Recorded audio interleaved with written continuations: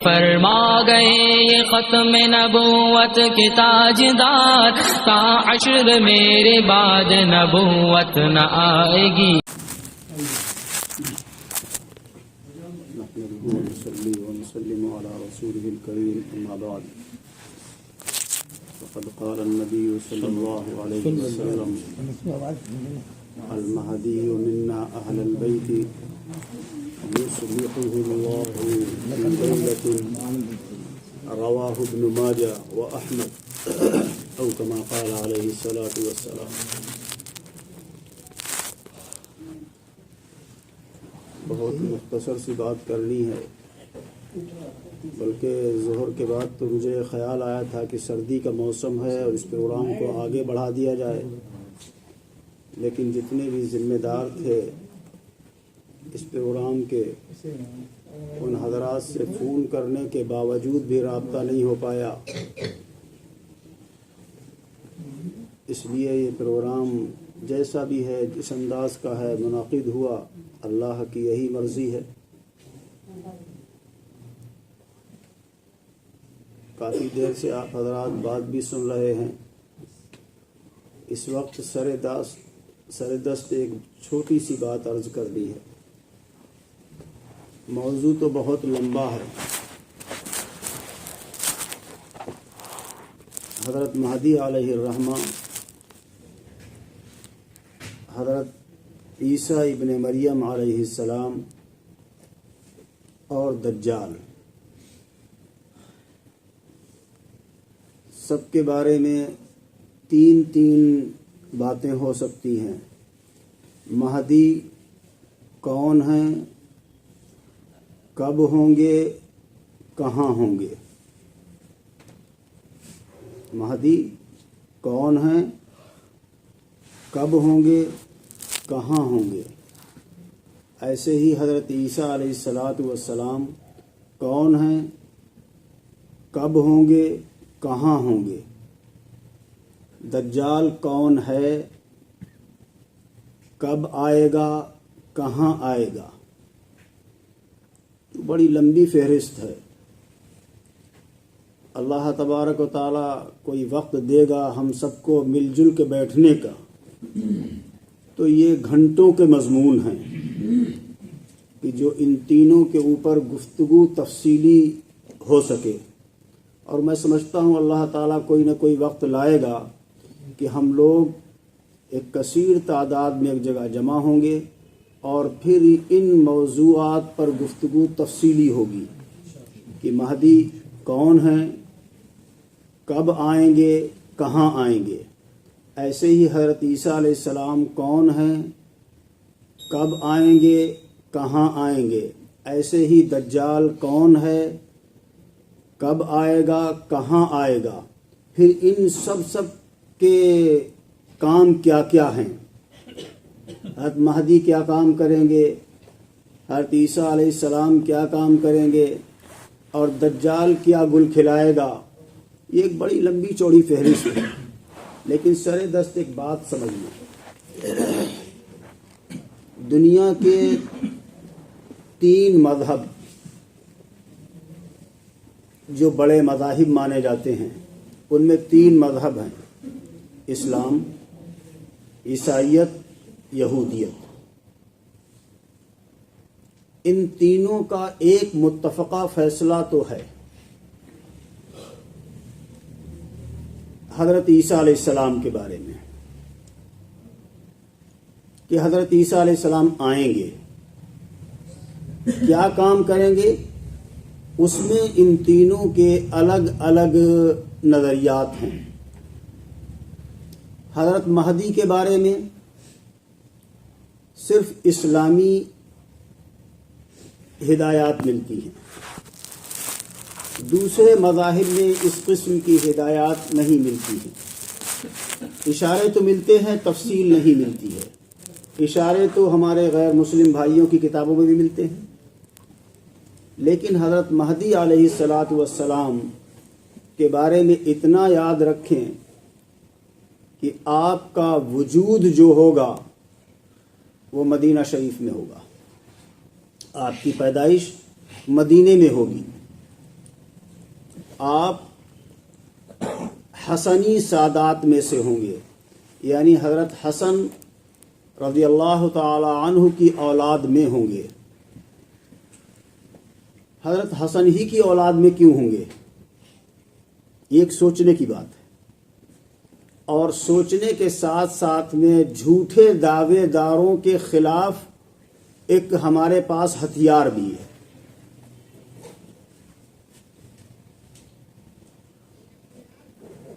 ایک اصول ہے اولیاء اللہ کا، مہدویت ایک روحانی منصب ہے۔ مہدی ہونا یہ ایک روحانی منصب ہے، اور روحانی منصب کے بارے میں اللہ والوں کا ایک اصول ہے کہ تصوف میں یعنی صوفیہ کی جماعت میں کسی چیز کا دعویٰ کرنا اس کی سزا پھانسی ہے۔ روحانیت کا دعویٰ کرنا اس کی سزا پھانسی ہے۔ تو یہ ایک اصول بتاتا ہے کہ مہدویت کا جو بھی دعویٰ کرے اس کی سزا یہ ہونی چاہیے۔ پھر حضرت مہدی جو حقیقتاً مہدی ہوں گے وہ دعویٰ نہیں کریں گے، وہ کبھی نہیں کہیں گے کہ ہم مہدی ہیں۔ آپ پوری قرآن پوری حدیثوں کا ذخیرہ چھان جائیے، حضرت مہدی اپنے بارے میں کہیں دعویٰ نہیں کریں گے کہ میں مہدی ہوں۔ پتہ چلا کہ جو مہدی ہونے کا دعویٰ کرے وہ جھوٹا ہے، اس لیے کہ حدیث میں تو آتا ہی نہیں کہ آپ دعویٰ کریں گے۔ حدیث میں اتنا ضرور آتا ہے کہ لوگ آپ سے زبردستی کریں گے کہ آپ کے ہاتھ پر بیعت کریں تو آپ بھاگیں گے، بیعت سے بچنے کے لیے بھاگیں گے، نہ کہ بیعت کی دعوت دیں گے کہ تم بھی آ جاؤ بیعت کر لو میں مہدی ہوں۔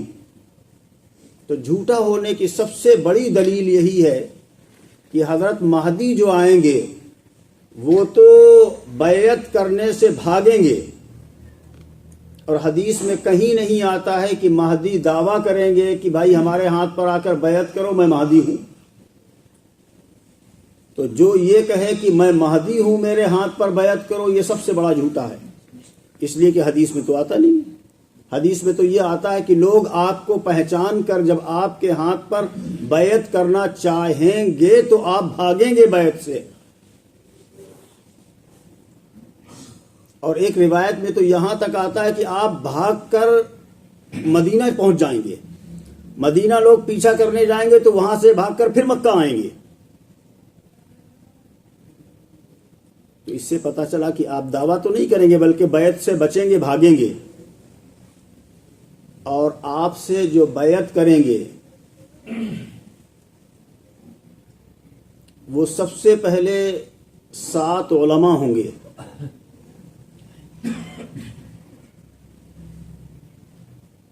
اغلب یہ ہے کہ یہ 7 علماء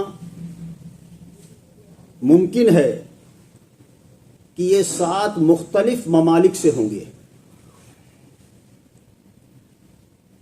جس میں پاکستان، افغانستان، ازبکستان، ایسے ہی مراکش،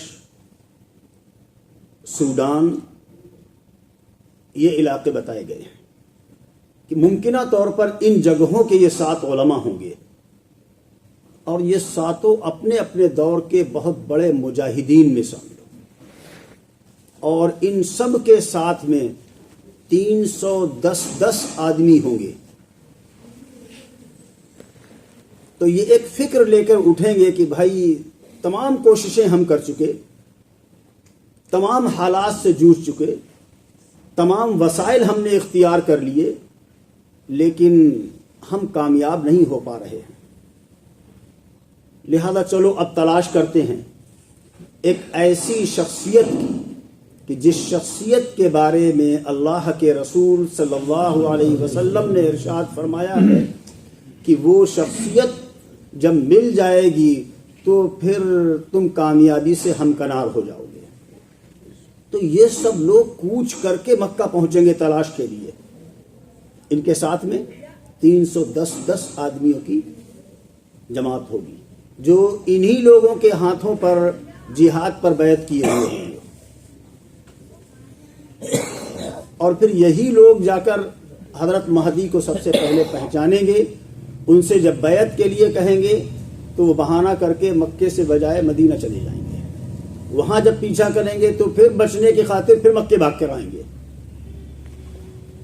تو یہ سب چیزیں ہیں، ان کے ساتھ تو کوئی ایسی بات نہیں ہے جو یہ دعویٰ کر رہے ہیں. دوسری چیز میں ایک بات کہہ رہا تھا کہ آخر کار حضرت حسن کی اولاد ہی میں کیوں ہوں گے؟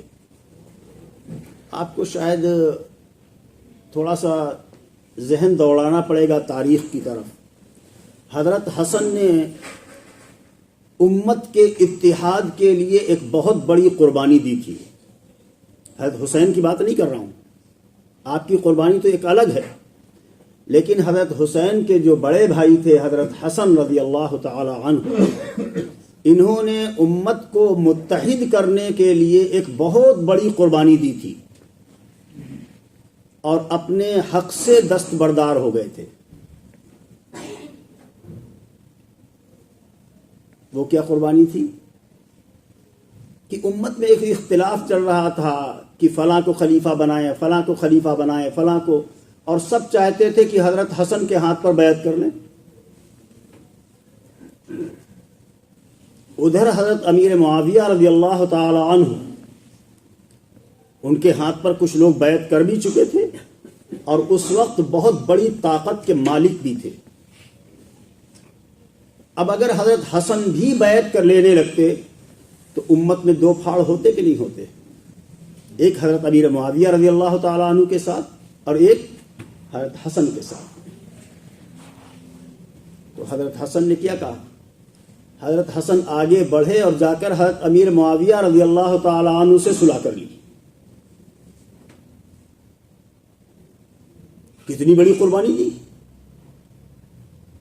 اپنے حق سے دستبردار ہو گئے اور امت کو ایک جگہ اکٹھا کر دیا. اللہ تبارک و تعالی نے اس قربانی کے بدلے میں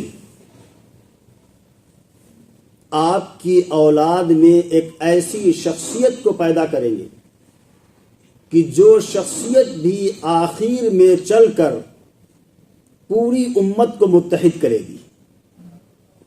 اور اس وقت حضرت حسن نے ایک علاقائی قربانی دی کہ جتنے بھی مسلمان ہیں ایک ذات پر متحد ہو جائیں.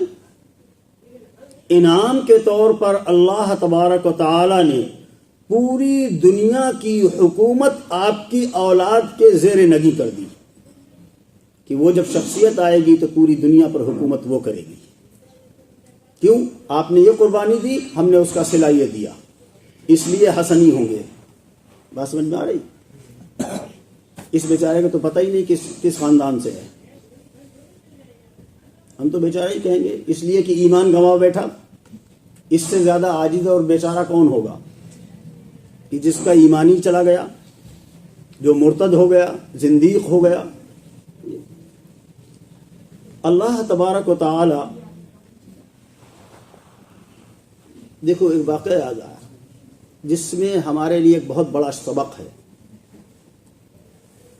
اس لیے کہ اللہ کے رسول صلی اللہ علیہ وسلم نے جس ذات کے بارے میں خبر دی کہ وہ مہدی ہوں گے، امت کا متفقہ فیصلہ چلا آ رہا کہ وہی ذات مہدی ہوگی. دارالعلوم دیوبند کے سب سے پہلے محتمم حضرت شاہ رفیع الدین علیہ الرحمہ، ایک شاہ رفیع الدین دہلی والے ہیں وہ نہیں، یہ سب سے پہلے دارالعلوم دیوبند کے محتمم تھے.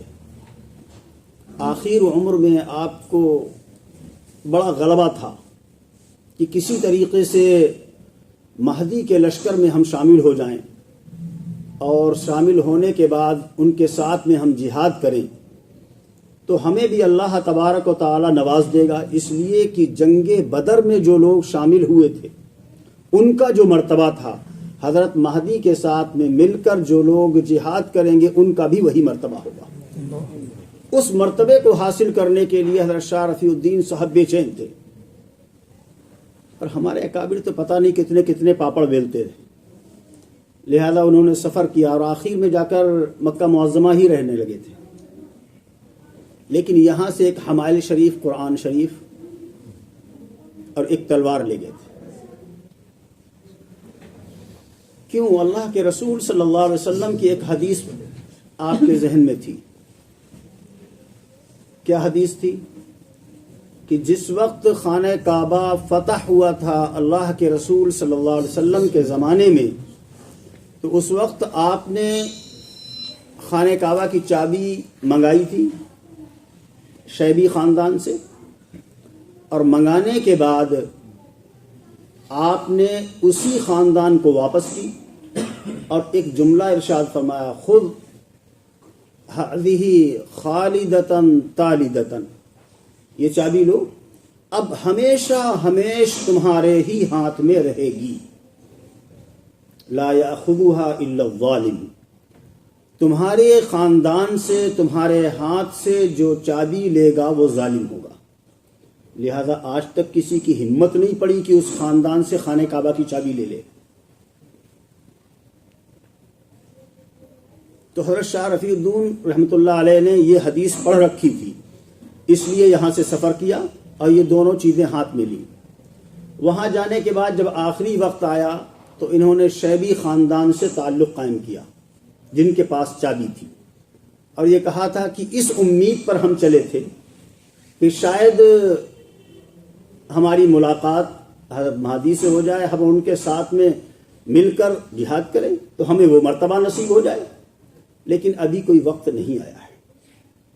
لہذا یہ دو چیزیں بلکہ تین چیزیں آپ کے حوالے کر رہا ہوں، اس لیے کہ آپ کا خاندان تو اس وقت رہے گا، حدیث میں آیا ہے کہ اس وقت تک خاندان ہوگا، اس لیے کہ اب ہمیشہ ہمیش چابی آپ کے پاس خاندان میں رہے گی، آپ کے افراد کے پاس رہے گی، اس وقت آپ کے پاس ہے، لہذا یہ دو چیزیں اور تیسرا یہ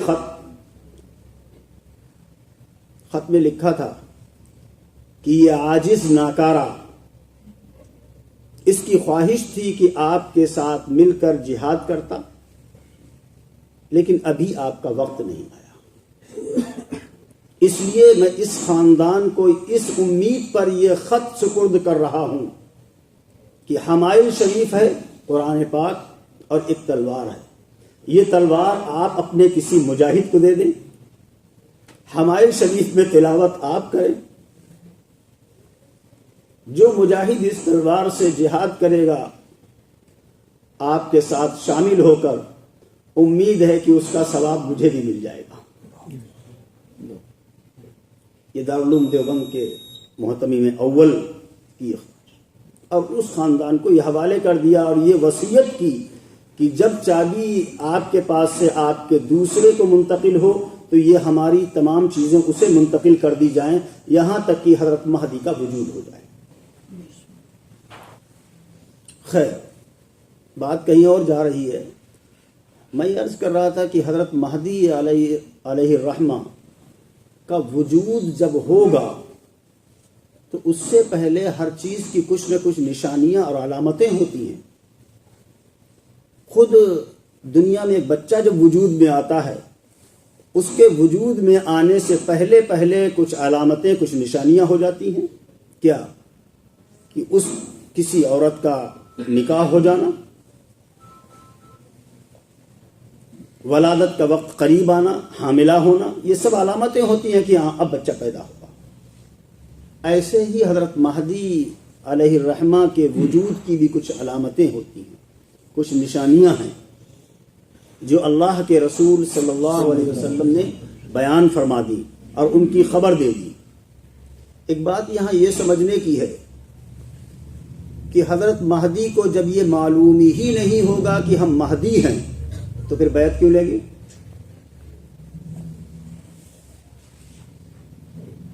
40 سال تک کی عمر جب آپ کی ہو جائے گی، ایک عام انسان کی طرح آپ زندگی گزار رہے ہوں گے، خود آپ کو بھی معلوم نہیں ہوگا کہ میں مہدی ہوں، آپ کو بھی نہیں معلوم ہوگا۔ کب معلوم ہوگا؟ جب مدینے سے بھاگ کر مکہ آ رہے ہوں گے کہ کہیں لوگ پکڑ کے ہمارے ہاتھ پر بیعت نہ کر لیں، چلو مکہ بھاگ چلیں۔ ایک رات کے اندر اللہ تبارک و تعالی ان کے اندر وہ تمام صلاحیتیں پیدا کر دے گا کہ جو اس زمانے میں باطل کو شکست دینے کے لیے درکار ہوں گی اور امت کی رہبری کے لیے درکار ہوں گی، ایک رات میں۔ دلیل کیا ہے؟ حدیث پاک۔ اللہ کے رسول صلی اللہ علیہ وسلم نے فرمایا المہدی منا اہل البیت، مہدی میرے اہل بیت میں سے ہوں گے، ہمارے اہل بیت میں سے ہوں گے، مہدی ہمارے اہل بیت میں سے ہوں گے۔ پھر یصلحہ اللہ فی لیلۃ، اللہ تبارک و تعالی ایک رات کے اندر ان کے اندر وہ تمام صلاحیتیں پیدا کر دے گا۔ اس سے پہلے وہ صلاحیتیں ان کے اندر نہیں ہوں گی، انہیں معلوم ہی نہیں ہوگا کہ میں مہدی ہوں۔ تو وہ جو رات گزرے گی سفر کی، مکہ حاضری کی، اس رات کے اندر اللہ تبارک و تعالی ان کے اندر وہ تمام صلاحیتیں پیدا کر دے گا۔ تو جب اس سے پہلے وہ صلاحیتیں ہی نہیں ہیں، آپ کو معلوم ہی نہیں کہ میں مہدی ہوں، تو دعویٰ کیسے کریں گے کہ میں مہدی ہوں؟ اور ابھی بیان میں ایک بات آئی تھی، میں نے پہلے بھی کہا تھا کہ سب سے جھوٹا ہونے کے لیے، اس کا جھوٹ پتا کرنے کے لیے ایک ہی بات کافی ہے۔ اللہ کے رسول صلی اللہ علیہ وسلم نے فرمایا کہ مہدی بیعت کے بعد 7 سال یا 9 سال زندہ رہیں گے۔ ایک حدیث میں 7 سال، ایک حدیث میں 9 سال کے الفاظ آتے ہیں۔ تو 7 سے 9 سال تک آپ کی بیعت کے بعد آپ زندہ رہیں گے۔ یہ بیعت تو لے رہا ہے 91 سے، دعویٰ اس نے 91 میں کر دیا تھا کہ اللہ نے میرے ذمے یہ کام لگا دیا ہے، اور 2002 سے کہنے لگا کہ اس کا طریقہ اور نہج 2002 میں میرے اوپر ظاہر ہوا ہے کہ کس طریقے سے تم بیعت لوگے، کس طریقے سے کام کرو گے۔ تو کیا ابھی 9 سال اور 7 سال نہیں ہوئے؟ اب تک تو مر جانا چاہیے تھا۔ تو حدیث تو کہہ رہی کہ آپ کی زندگی آپ کے وجود یعنی ظہور کے بعد، آپ سے بیعت کے بعد 9 سال یا 8 سال، 7 سال یا 9 سال رہے گی۔ تو یہی ایک حدیث کافی ہے اس کے جھوٹا ہونے کے لیے کہ یہ شخص تو جھوٹا ہے، دجال ہے۔ اور پھر اللہ کے رسول صلی اللہ علیہ وسلم نے ایک بات اور صاف صاف ارشاد فرمائی ہے جس سے بھی اس کا جھوٹا ہونا ثابت ہوتا ہے۔ کیا فرمایا کہ لا تقوم الساعۃ، قیامت قائم نہیں ہوگی، حتی یملک العرب رجل من اہل بیتی، یہاں تک کہ پورے عرب کا مالک میرے اہل بیت میں سے ایک آدمی نہ ہو جائے۔ یہ پورے عرب کا مالک ہو گیا ہے۔ اور آگے فرمایا یواتی اسمہ اسمی، اس کا نام میرے نام پر ہے، محمد یا احمد، اور اس کے باپ کا نام میرے باپ کے نام پر ہے، یعنی محمد ابن عبداللہ نام ہوگا۔ کہیں روایات میں آپ کی والدہ کے بارے میں پتہ نہیں چلتا کہ آپ کی والدہ کا نام کیا ہوگا، لیکن بعض بزرگوں نے اپنی کتابوں میں لکھا ہے کہ آپ کی والدہ کا نام بھی آمنہ ہوگا۔ تو اب مہدی کو انہوں نے مہدی یہ آپ کا نام نہیں ہے، یہ آپ کا لقب ہے۔ مہدی آپ کا نام نہیں بلکہ آپ کا لقب ہے۔ اور مہدی کے معنی کیا ہے؟ ہدایت یافتہ۔ جو آدمی خود ہدایت پر ہوگا وہی تو دوسروں کو ہدایت کرے گا۔ ہدایت کی باتیں وہی تو بتا سکتا ہے دوسروں کو، وہی پوری امت کو ہدایت کے راستے پر ڈال سکتا ہے۔ اور جو خود ہی ہدایت پر نہیں ہوگا وہ پوری امت کو ہدایت کے راستے پر کیسے ڈالے گا؟ جو خود ہی حج کرنے سے محروم ہو، عمرہ کرنے سے محروم ہو، کھلے عام مسجد میں جماعت سے نماز پڑھنے سے محروم ہو، اپنے کو چھپائے چھپائے پھر رہا ہو، وہ امت کی رہنمائی کیا کرے گا؟ اور ایک بہت بڑی علامت جو اللہ کے رسول صلی اللہ علیہ وسلم نے ارشاد فرمائی کہ آپ جس وقت عیسائیوں سے جہاد کریں گے اس وقت آپ کے ساتھ میں 12,000 آدمیوں کا لشکر ہوگا۔ حدیث پاک میں آتا ہے کتنے؟ 12,000 آدمیوں کا لشکر ہوگا۔ عیسائی یہ 80 جھنڈے لے کر آپ کے پاس، آپ سے مقابلے کے لیے آئیں گے، اور کل تعداد ان کی جو ہوگی 9,60,000 ہوگی،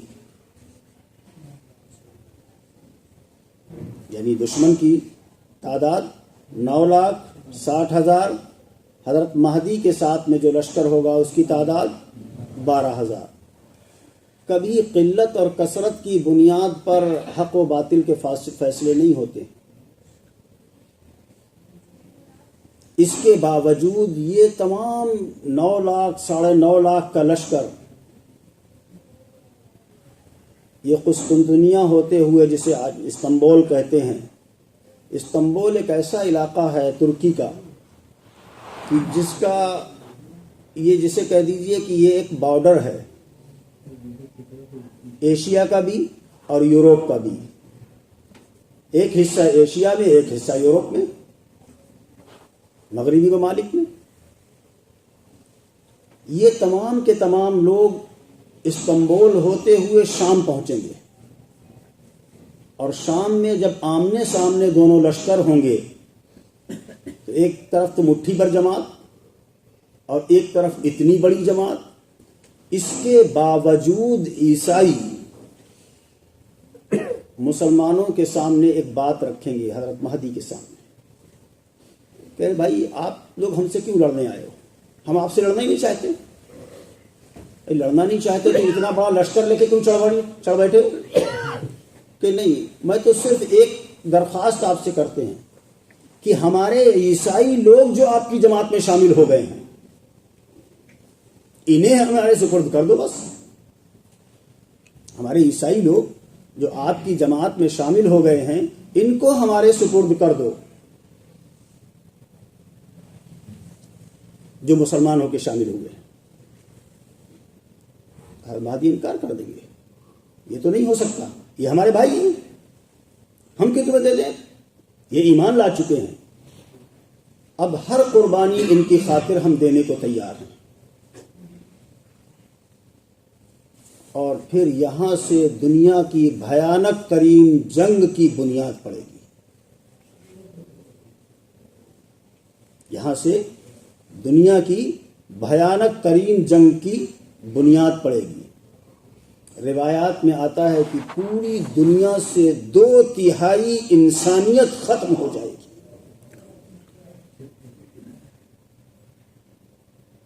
کیا پوری دنیا سے 2/3 انسانیت ختم ہو گئی؟ اور اس مہدی کے جلو میں جا کر کیا یہ 12,000 کا لشکر جا کے وہاں لڑنے لگا ان عیسائیوں سے؟ تو پھر یہ مہدی کیسے ہو جائے گا؟ اب تو یہی کہا جائے گا کہ یہ پرلے درجے کا بیوقوف ہے، اس کو ماننے والے اس سے بڑے بیوقوف، اب یہی تو کہا جا سکتا ہے۔ تو میں یہ عرض کر رہا تھا کہ یہ مختصر سے وقت میں پوری تفصیل نہیں بیان کی جا سکتی ہے، کبھی ہم سب مل بیٹھ کے بیٹھیں گے اور پھر ان 9 عنوانات پر بات ہوگی۔ مہدی کون ہیں، کہاں ہوں گے، کب ہوں گے، حضرت عیسیٰ علیہ السلام کون ہیں، کب آئیں گے، کہاں آئیں گے، دجال کون ہے، کب آئے گا، کہاں آئے گا۔ اتنے بڑے عنوانات ہیں، لامحالہ مختصر وقت میں ان کے اوپر گفتگو نہیں ہو سکتی، اور یہ سب عوامی ہی جسے کہتے ہیں منظر نامہ ہے. ہمیں جو لوگ مرتد ہو گئے ان کی ہمیں زیادہ فکر نہیں ہے، اس لیے کہ جو جان بوجھ کے پاخانہ کھائے تو ہم کیا کریں؟ ہمیں فکر اپنے بھائیوں کی ہے کہ ان کے بہکاوے میں نہ آئیں.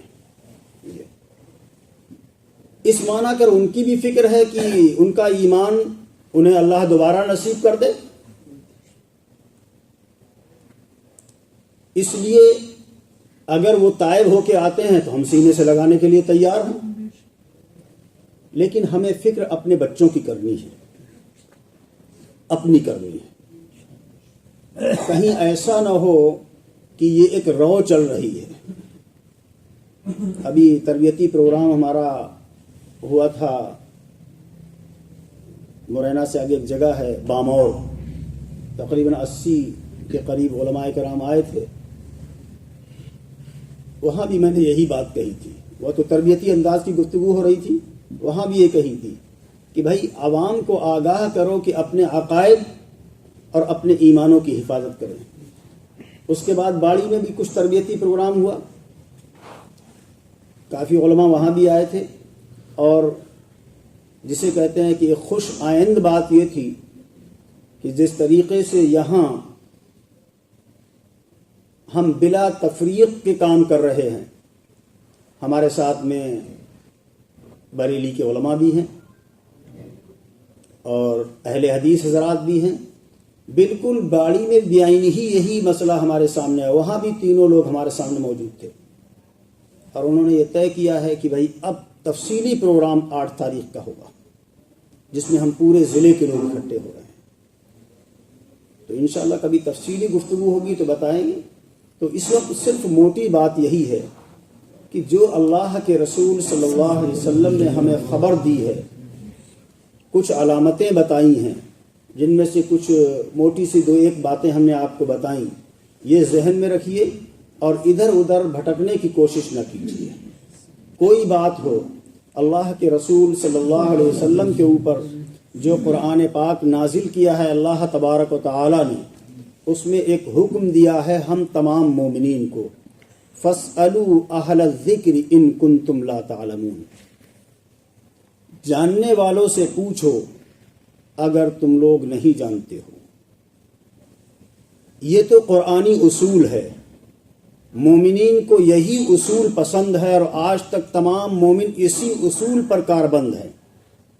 کوئی مسئلہ پیش آتا ہے، چلو بھائی جاننے والوں کے پاس پوچھیں گے، فلاں دارالفتہ چلو، فلاں مدرسے چلو، وہاں چلو، جو لوگ شریعت کو جاننے والے ہیں ان سے پوچھیں گے.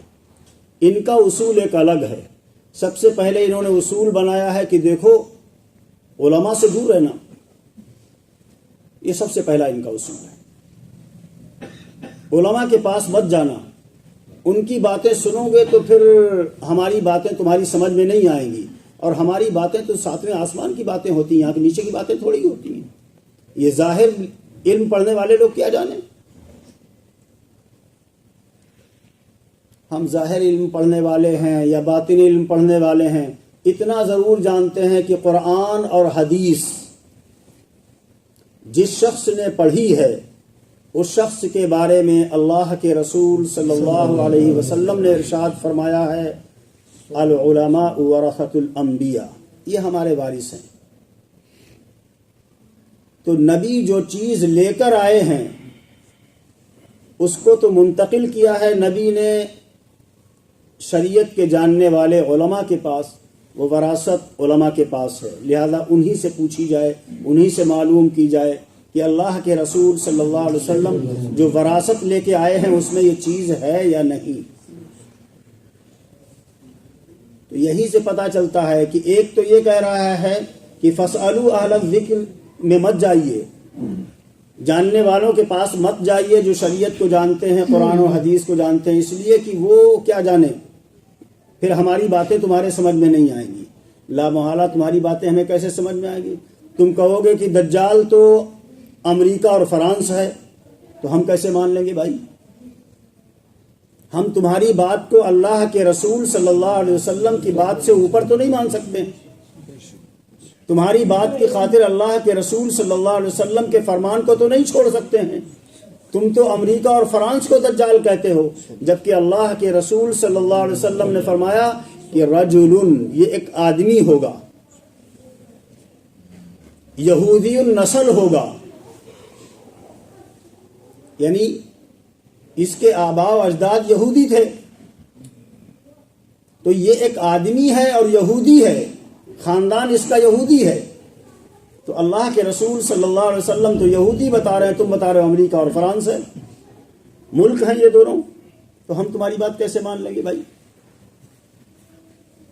سوچنے کی بات ہے. اللہ کے رسول صلی اللہ علیہ وسلم نے ارشاد فرمایا کہ وہ کانا ہوگا، آپ فرماتے ہیں وہ کانا نہیں ہوگا. بھائی کانے سے مراد کیا ہے؟ کیونکہ جو سیٹلائٹ دیکھو جو آسمان پر چھوڑتے ہیں، کانا ہونے سے مراد وہ سیٹلائٹ سے دیکھے گا، یہ کوئی. جبکہ اللہ کے رسول صلی اللہ علیہ وسلم نے فرمایا کہ ایک آنکھ تو اس کی بالکل ہی بیکار ہوگی اور دوسری آنکھ میں ناخنا ہوگا. آپ نے فرمایا اس کی سواری گدھا ہوگی، اور تم کہہ رہے سواری وہ گدھا تھوڑی، وہ ہوائی جہاز ہے. تم دیکھتے ہو کبھی گدھا پونچھ اوپر اٹھاتا ہے تو ہوائی جہاز کی پونچھ اوپر اٹھی ہوتی ہے. تو ہم تمہاری تعویل کیسے مان لیں گے؟ اللہ کے رسول فرماتے ہیں کہ وہ انسان ہے، آدمی ہے دجال. تم کہہ رہے ہو کہ نہیں وہ 2 ملک ہیں دجال. کسی نے کہا بھائی 2 ملک دجال ہیں، تو اللہ کے رسول صلی اللہ علیہ وسلم نے فرمایا کہ اس کی پیشانی پر کافر لکھا ہوگا. تو کہ ہاں لکھا ہوگا کافر. کیا کہ امریکہ اردو میں لکھو، آخر میں آیا کاف علی زبر کا آ گیا، اور فرانس لکھو تو شروع میں فا را آ گیا، تو کیا ہو گیا؟ کافر ہو گیا. اس کا کاف علی زبر کا لے لیا اور اس کا شروع کا لے لیا، اس کا آخر کے لے لیا، جوڑ دیا کافر، دیو کافر ہو گیا.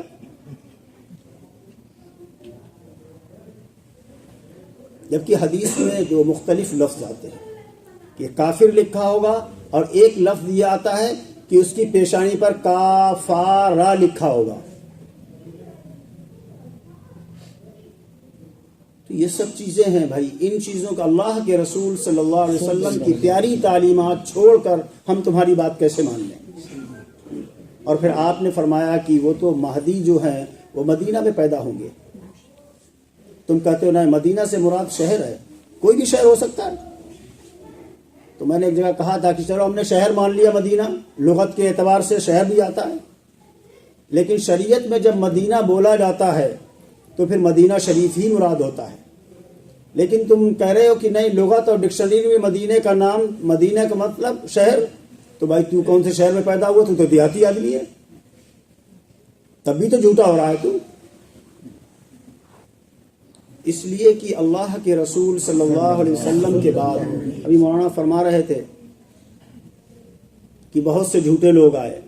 آپ صلی اللہ علیہ وسلم کے آخری زمانے، بالکل آخری دور میں آپ حیات تھے، اسی وقت ایک مسیلمہ نے دعویٰ کیا تھا، مسیلمہ نے دعویٰ کیا تھا، اور باضابطہ اس نے خط بھیجا تھا اللہ کے رسول صلی اللہ علیہ وسلم کی خدمت میں، اور یہ کہا تھا اس خط میں کہ اللہ نے آپ کے معاملے میں ہمیں بھی شریک کر دیا، آپ نبی ہو، ہم بھی نبی ہیں، لہذا آدھی زمین پر تم حکومت کرو، آدھے پر ہم کریں گے. یہ خط بھیج دیا تو اس نے اللہ کے رسول صلی اللہ علیہ وسلم. آپ نے فرمایا کہ اگر قاصد کا قتل جائز ہوتا تو اس کو قتل کر دیتا، لیکن پیغمبر اور قاصد کا جو ڈاکیا ہوتا اس کا قتل جائز نہیں ہوتا ہے. تو آپ نے اس کا جواب لکھا تھا اور لکھوایا تھا کہ من محمد رسول اللہ صلی اللہ علیہ وسلم الی مسیلمۃ کذاب. یہ خط محمد الرسول اللہ کی طرف سے مسیلمہ جھوٹے کو ہے. اسی وقت سے دعوے شروع ہو گئے تھے اور آخر تک چلتے رہے. تو یہ تو چل رہے ہیں، لیکن ہمیں فکر کرنی چاہیے اپنے ایمان کی کہ ہمارا ایمان کیسے بچے گا، ہماری اولاد کا ایمان کیسے بچے گا. اس کے لیے سب سے مضبوط ترین قرآن اور حدیث کو مضبوطی سے پکڑے رہو، اس میں کوئی تعویل مت کرو. قرآن نے ایک جگہ کہا بھی ہے اما الذین فی قلوبہم زیغ فیتبعون ما تشابہ، جن کے دلوں میں کجی اور ٹیڑھ پن ہوتا ہے وہ متشابہ آیتوں کے پیچھے پڑے رہتے ہیں، جن کا معنی صاف اور واضح نہیں ہوتا ہے، اور جن کے دلوں میں کج اور ٹیڑھ نہیں ہوتی ہے تو وہ کہتے ہیں کہ بھائی اللہ نے جیسا نازل کیا ہم سب کے اوپر ایمان لائے۔ تو یہ لوگ بھی یہی کام کرتے ہیں کہ حدیث کا کبھی یہ مطلب، یہ ادھر سے ناک کان پکڑ دو ایسے کر کے یہ کرو وہ کرو، اور اس سے مراد فلاں ہے، اس سے مراد فلاں ہے۔ کوئی مراد نہیں، مراد وہ ہے کہ حدیث پاک سے جو صحابہ نے سمجھا ہے، جو براہ راست شاگرد ہیں اللہ کے رسول صلی اللہ علیہ وسلم کے، جو صحابہ نے سمجھا ہم وہی سمجھتے ہیں، ہم اس کے علاوہ کوئی دوسری چیز نہیں سمجھتے ہیں، اس لیے کہ ان کو سمجھایا ہے اللہ کے رسول صلی اللہ علیہ وسلم نے، وہ براہ راست آپ کے شاگرد ہیں، اور آپ کہتے ہو کہ ابھی تک کسی نے دین صحیح معنوں میں سمجھا ہی نہیں، وہ تو ہمارے اوپر نازل کیا گیا ہے، صحیح اس کی تشریح اور صحیح اس کی وضاحت ہمارے اوپر کھولی گئی ہے، اس سے پہلے تو کسی کے اوپر کھولی نہیں گئی ہے، تو کیا صحابہ کے اوپر بھی نہیں کھولی گئی تھی؟ جن کی تربیت اللہ کے رسول صلی اللہ علیہ وسلم نے خود کی ہے۔ تو یہ مختصر سی چند باتیں گوش گزار کی ہیں، آئندہ کبھی موقع ہوگا بیٹھ کے ہم لوگ طے کریں گے کہ کہاں ہوگا، اور ہم لوگ سب کے سب کہاں اکٹھے ہوں گے، جہاں تفصیلی گفتگو ہوگی انشاءاللہ۔ اللہ تبارک و تعالی ہم سب کو کہنے اور سننے سے زیادہ اصل عمل کی توفیق نصیب فرما دیں۔ مختصر سی دعا کر لیں، اس کے بعد اللهم صل وسلم على حبيبك خير الخلق الحمد لله رب العالمين الحمد لله رب العالمين ربنا آتنا في الدنيا حسنة وفي الآخرة حسنة وقنا عذاب النار اللهم وفقنا لما تحب وترضى واجعل آخرتنا خيرا من الأولى۔ اے اللہ دنیا کے تمام شرور و فتن سے ہماری حفاظت فرما، اے اللہ دنیاوی تمام شرور و فتن سے ہماری حفاظت فرما، اے اللہ ہمارے ایمانوں کی حفاظت فرما، ہماری جان و مال عزت و آبرو کی حفاظت فرما، ہماری مساجد کی حفاظت فرما، ہمارے مقابر، ہماری خانقاہیں اور ہماری مدارس کی حفاظت فرما، اے اللہ حرمین شریفین کی حفاظت فرما، بیت المقدس کی حفاظت فرما، اے اللہ صحیح معنوں میں اے اللہ ہمارے دل و دماغ میں ایمان کی حقانیت شائع اور ضائع کر دے اور بٹھا دے۔ پروردگار عالم ہم لوگوں کو اے اللہ تیری معرفت کما حقہ حاصل نہیں ہے، اے اللہ اپنی پہچان نصیب فرما دے، اپنی پہچان نصیب فرما دے۔ اے اللہ جو تجھے پہچاننے والے تیرے مخصوص بندے ہیں، اے اللہ ان کی ہمیں شناخت نصیب فرما دے، اے اللہ اور ان کی خدمت ہمیں نصیب فرما دے۔ اے اللہ ہماری ایمانوں کی حفاظت فرما لے، ہمارے بچوں کی ایمانوں کی حفاظت فرما لے۔ پروردگار عالم تو بڑا کریم ہے، کرم فرما دے، رحم فرما دے۔ اے اللہ تجھ سے اپنے ایمانوں کی سلامتی کی بھیک مانگتے ہیں، اے اللہ ہمارے ایمانوں کو سلامت رکھ۔ اے اللہ سارے آخرت کے وعدے اسی پر منحصر ہیں، اگر ایمان رہے گا تو آخرت کے تمام وعدے میسر ہو جائیں گے، اے اللہ اگر یہی نہیں رہے گا تو کچھ بھی نہیں رہے گا۔ پروردگار عالم رہتی دنیا تک ہماری نسلوں میں جتنے بھی اے اللہ انسان آئیں سب کو اپنا ایمان نصیب فرما دینا، سب کو مومن بنا دینا، سب کو صحیح معنوں میں مسلم بنا دینا۔ پروردگار عالم ہم میں جو بیمار ہیں ان کو شفا نصیب فرما دے، پریشان حالوں کی پریشانیوں کو دور فرما دے۔ الہ العالمین یہ سب دعائیں اپنے محبوب صلی اللہ علیہ وسلم کے صدقے میں قبول فرما لے۔ وصلی اللہ تعالی علی خیر خلقہ ونور عرشہ محمد وآلہ وصحبہ اجمعین برحمتک یا ارحم الراحمین۔